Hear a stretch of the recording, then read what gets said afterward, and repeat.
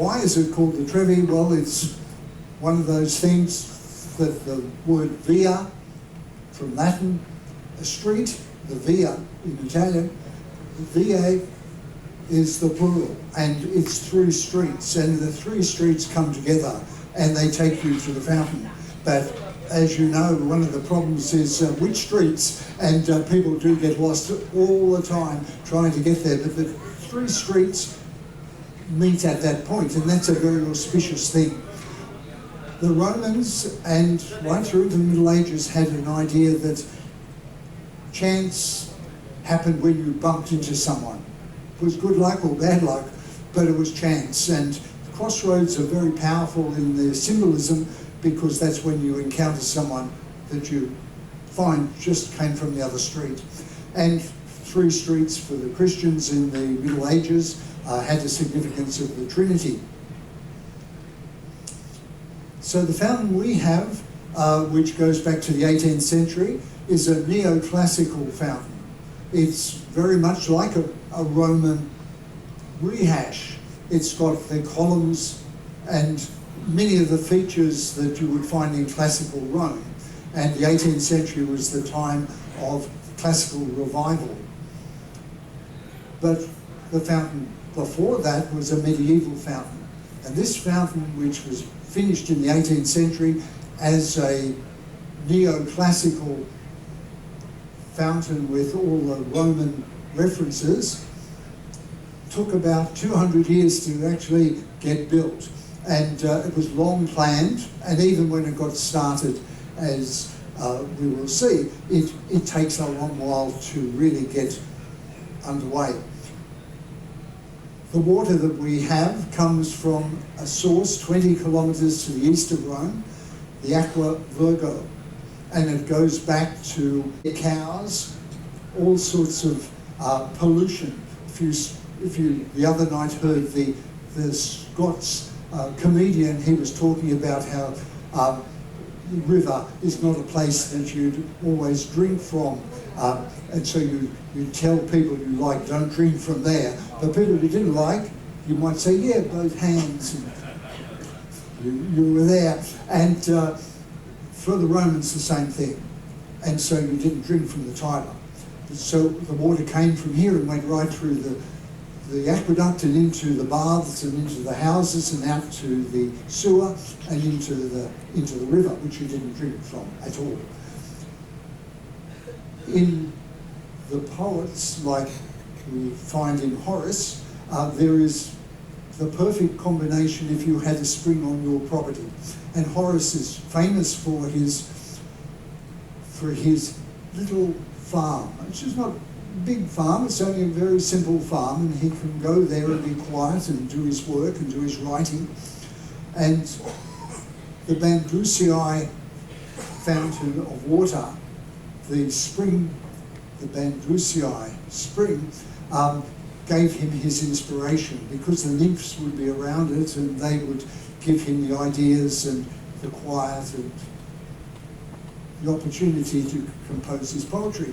But he said, in a bit of a joke, I'm going to make you famous.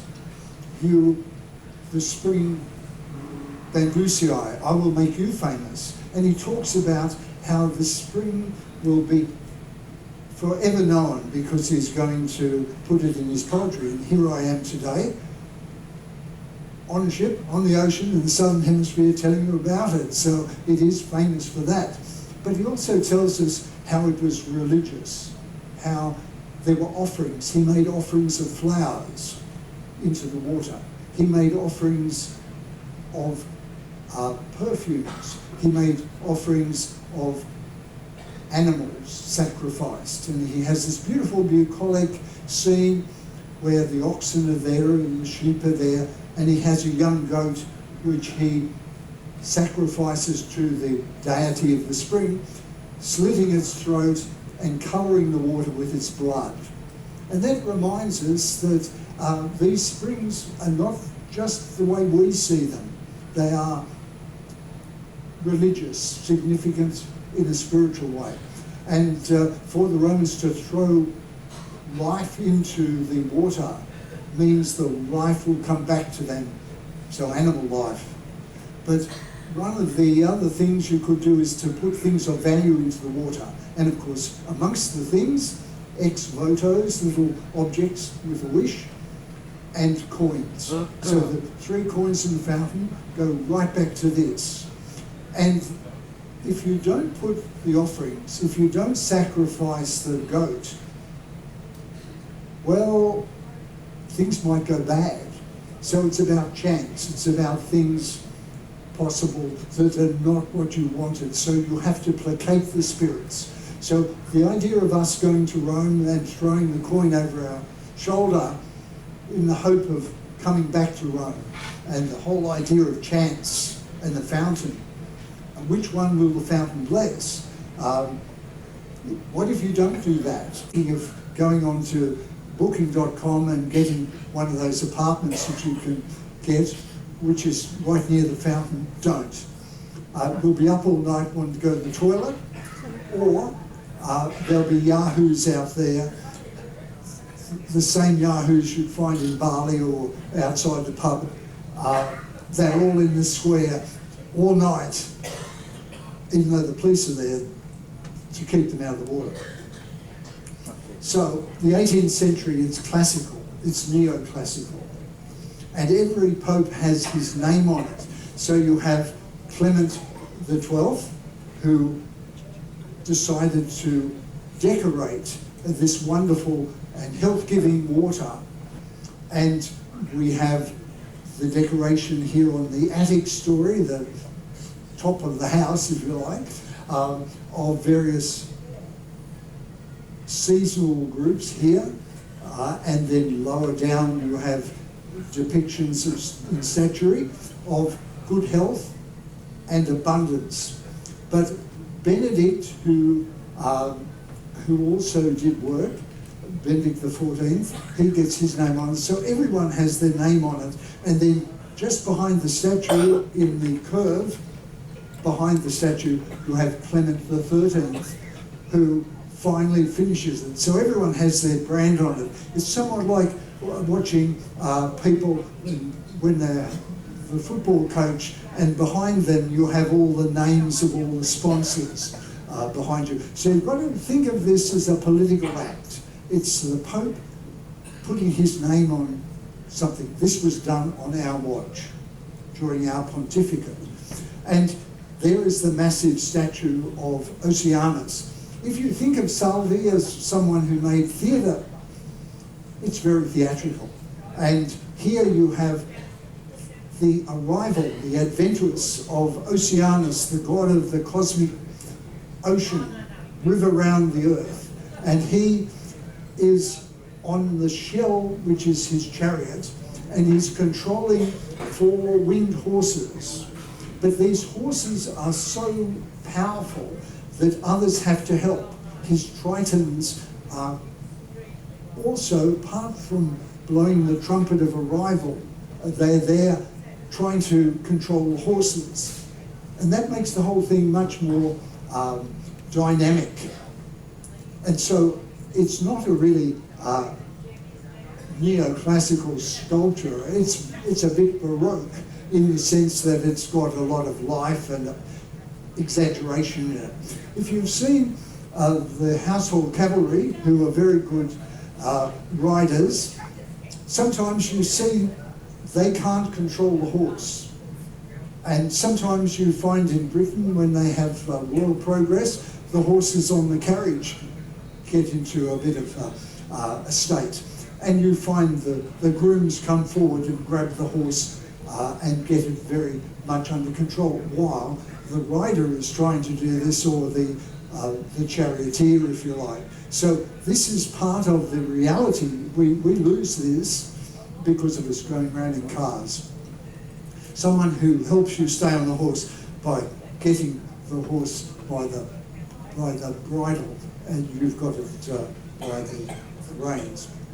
So this goes back to the Roman progress into the city on horseback or in a chariot, led by horses. The emperors, the Emperor Constantine, he was told in a poem in the 4th century AD You are a wonderful emperor because you have 4 sons.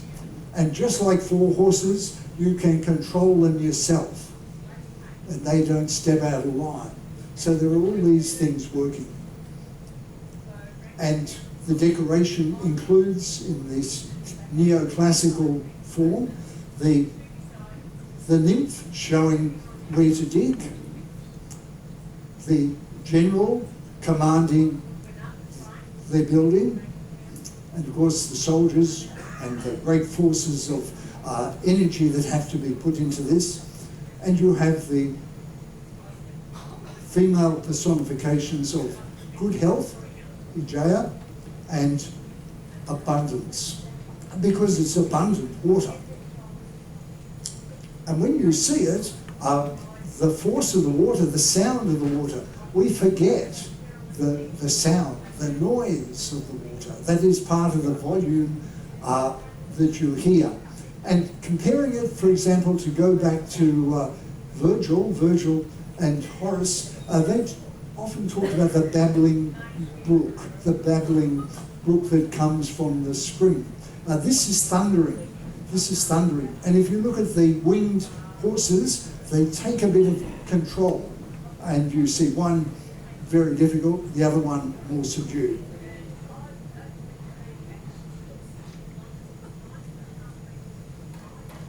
And just to remind you that water is about sustenance, you have all these very urban plants brought from the country in a sense and brought into the city, and you have many, many carvings all around the front, all around the rocks of plants that grow in water, like water marigolds and so on. And a couple of snakes, and there's a lizard. And just to point out to you, on the left of the frame, there is seating. There are steps down. So you have, it's almost like a theatre. You have the front row, you have the stalls. It's a theatrical setting, which often, when all the people are there, you forget it is like a theatre.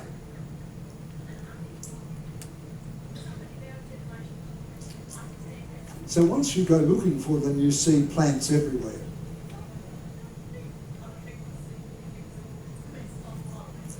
And this tremendous energy, and it's about command. So it's about the emperors, it's about the popes, and even in the time of Mussolini, it was about political power. We have the images of the Trevi Fountain, particularly from cinema, and in the 1950s, it was very popular to set a movie, a Hollywood movie, in Italy, primarily because of tax reasons, and it was cheaper, and the Italian government was inviting people to do their filming in Italy. Hence Quo Vadis and Ben-Hur and spaghetti westerns and so on. All comes from the balance sheet, really. But in the course of it, setting a romance in Rome was, in cinema, a continuation of many of the novels of the 19th century set in Rome, which included the Trevi Fountain, which included the throwing of coins. There are different rituals. One is that you have to throw the coin over your other shoulder, and then you scoop the water up and drink it with your right hand, that you throw the coin over the left. So you can go through these 19th century novels and see how it changed over the years. Now it's a very simple one. Once it was 3 coins. You sent 3 coins over your shoulder. Again, because of the 3 streets, the Trevi, now it's just 1. The first movie to make the charts for Rome is Roman Holiday in 1953, and if you have seen it, you know it's a kind of Cinderella story in reverse. This princess decides she's had enough of being the princess. She wants to be in the real world and break out and have fun, and so she sneaks away from the palace where she's staying in Rome, where she's visiting from her country, which is a mythical place, and she decides to have a good time. And she meets Gregory Peck, who is a photographer, and he is a journalist, but he has a photographer with him, and at certain stages he doesn't have a photographer, but once he realises that this is the princess that he's met, he's got a good story, and so he wants to get a camera to take as a paparazzo to be able to get this with his copy when he gets it published. And this is the iconic picture. She's got short hair. She starts with long hair, and then when she decides to cut loose, she goes to the city, and next to the Trevi Fountain, she goes into the hairdressers and emerges with the short hair. And that moment of transformation he tries to capture by stealing one of the tourists' camera. He tries to take it from the schoolgirl and use her camera. The teacher intervenes, so it goes on. So a key scene, and everyone's interested then in Rome and the Trevi Fountain, and hence 3 Coins in the Fountain, which is just shortly after that. So 3 Coins in the Fountain. And of course the movie is famous, and the music.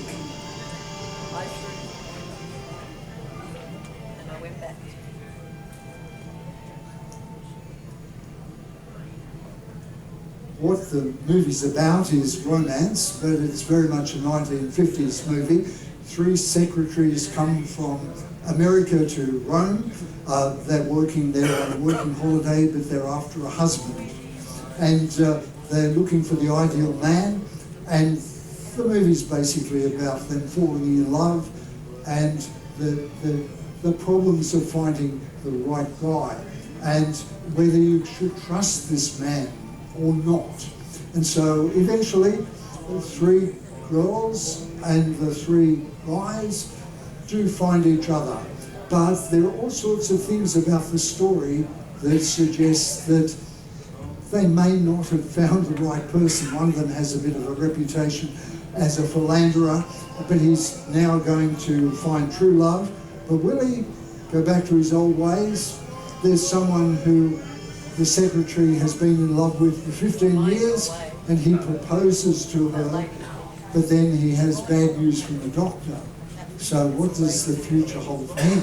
So it's about chance and life and all the things that happen to all of us, and choices in life. And at the beginning of it, they throw the coins in the fountain. They have a wonderful and very adventurous time sorting themselves out. And at the end, when they think they've found the right person, they go back to the fountain and they find there's no water. And so the water is gone. They cannot throw their coins, but the water comes gushing back, and it ends on a very optimistic note that we're going to have a happy life ever after.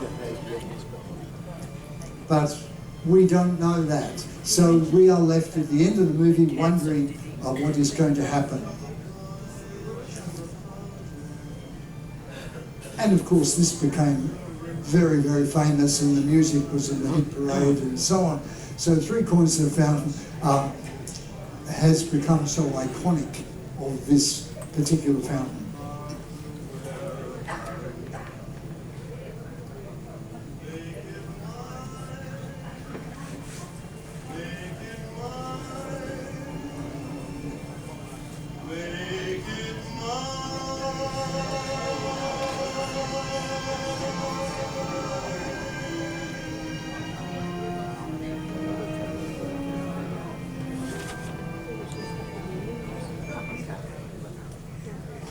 And a bit later, we have an Italian take on all this by Federico Fellini. And Fellini is one of those really interesting directors of the 1960s. Fellini has an interest in the things that are bizarre and different and really offbeat.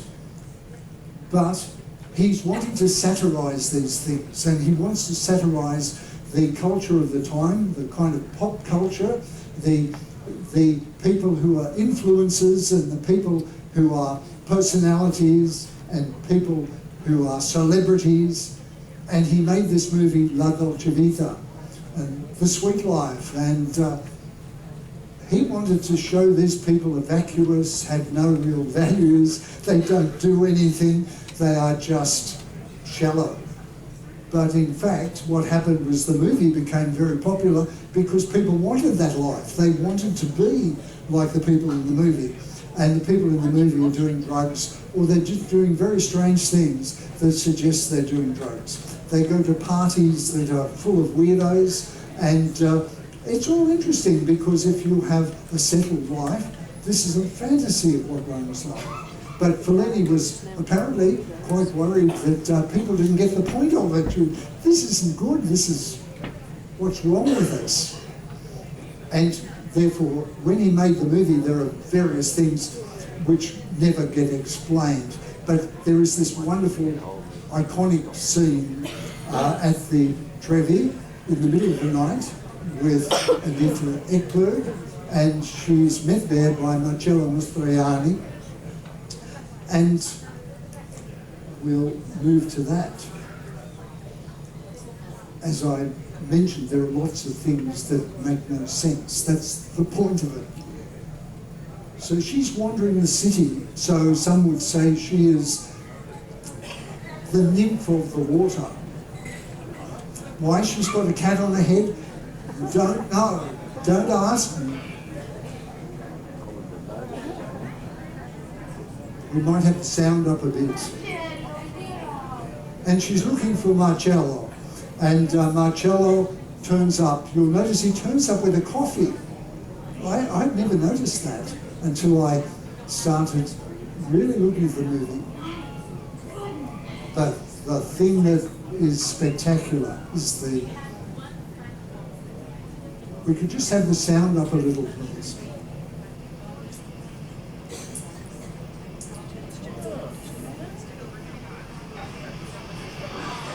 And she's in the water, so she is the water nymph. And she is almost like a statue herself, and her skin and the fountain and the statuary. And he's sitting down as someone in the audience at first, putting down his coffee, until she calls him. And he says he's on the way. I'm coming as well.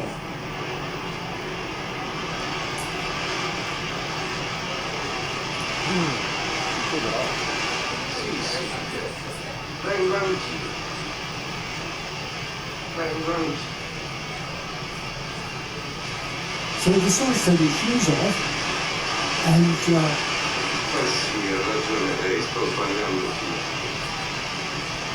stiamo sbagliando tutti.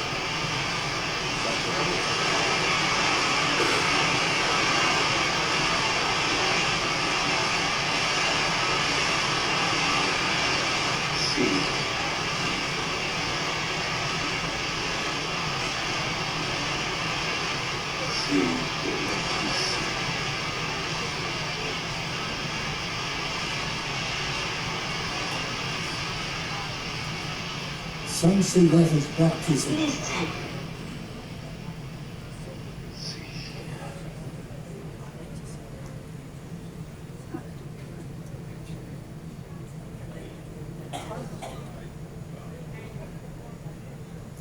And someone's brought the pizza.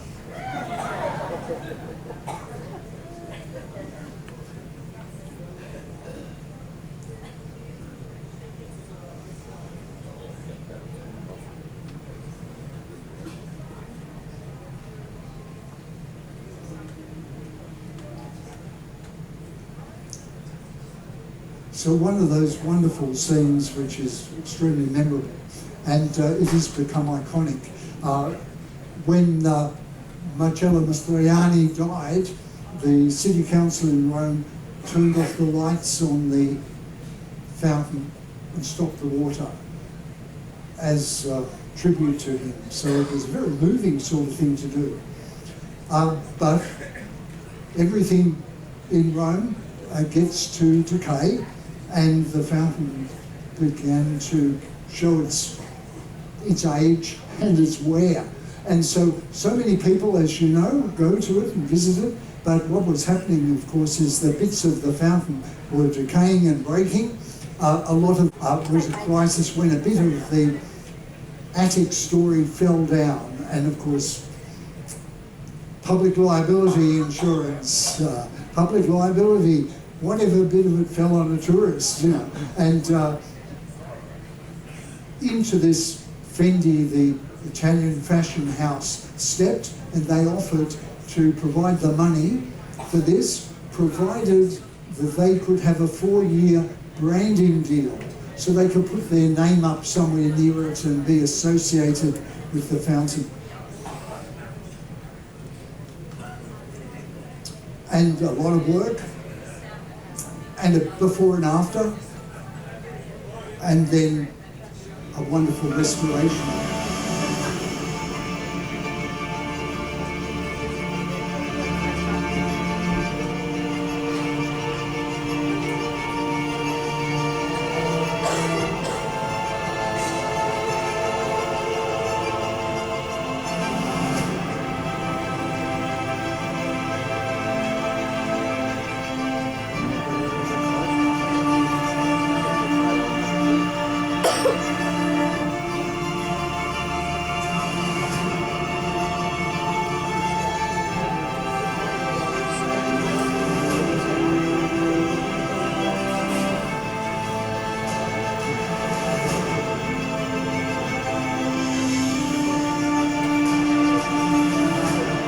And one of the Pope's name up there, Clement the 13th.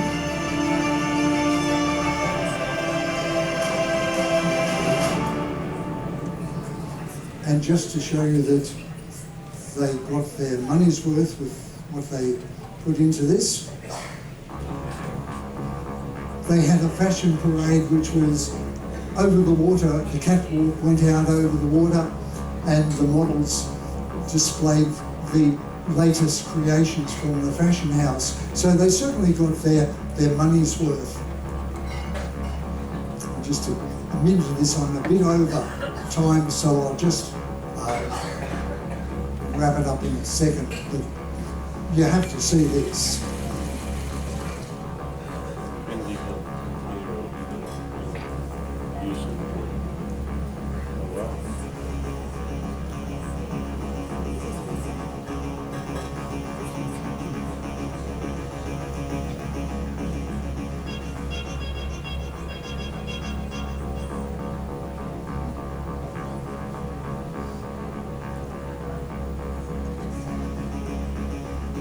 So it's interesting how the Aqua Virgo and the fountain has always been associated with women, and right from the finding of the water right through to female fashion.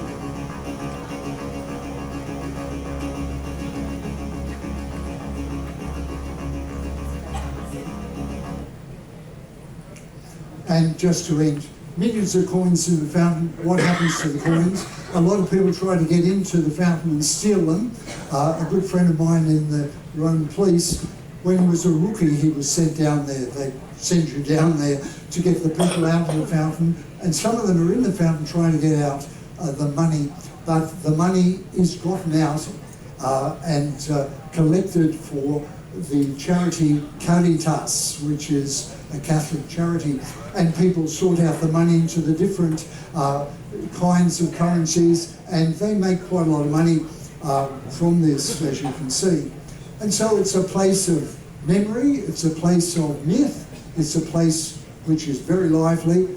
It's part of the European community's sense of having a cultural connection to Rome, the Treaty of Rome, and when there are new additions to the European community, they announce it here at the fountain. And which one will the fountain bless? If you look at this, you will see this is the story. Who's there that's not there now? That's the, which one will the fountain bless? So you can go along the line there. This is the G20 in Rome. So thank you very much for coming along, and hopefully tomorrow, if you're interested in antiquities theft, we're in here, and that'll be tomorrow, and we'll look at how the Italian police forces get together to stop tomb robbers and stealing from galleries and illicit trading in antiquities. So, thank you very much. Thank you.